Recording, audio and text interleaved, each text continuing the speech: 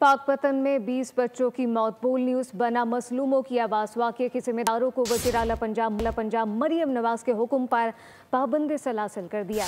मुल्ज़िमान को 2 रोज़ा जिस्मानी रिमांड के बाद आज अदालत में पेश किया जाएगा। इस वक्त नुमाइंदा बोल न्यूज़ तारिक हुसैन भट्टी मुतासरा फैमिली के हमरा मौजूद हैं, जो कि डिस्ट्रिक्ट अस्पताल में है। मज़ीद तफसीलात उनसे जानते हैं।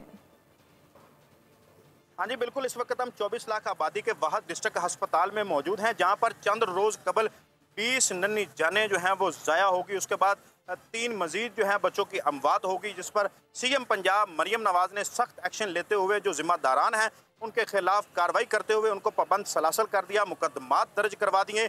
इसी हवाले से हमारे साथ मुतासरा फैमिली के एक फ़र्द मौजूद हैं जो इस वक्त मुद्दई मुकदमा भी हैं। उनसे बात करते हैं कि वो क्या कहते हैं इस बारे में। मैं अपनी बेटी को लेके आया, इनकी गफलत की और लापरवाही और ऑक्सीजन की अदम फराहमी की वजह से उसका इंतकाल हुआ। सीएम साहिबा यहाँ पे तशरीफ लाई और मुझे बुलाया गया, पेश किया गया, तो मैंने उनसे इंसाफ की अपील की, तो उन्होंने हॉस्पिटल के निज़ाम को न सिर्फ बेहतर किया बल्कि तमाम तर जो जालिम थे उनको कैफरे किरदार तक पहुँचाया और सलाखों के पीछे बंद किया।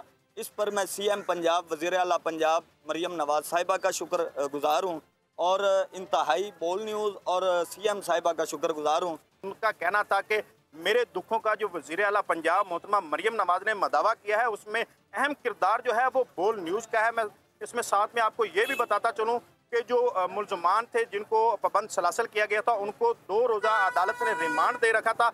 आज उनको जो है वो अदालत में दोबारा पेश किया जाएगा। अपडेट करने के लिए बहुत शुक्रिया। सब्सक्राइब करें और बेल दबाएं ताकि कोई खबर रह न जाए।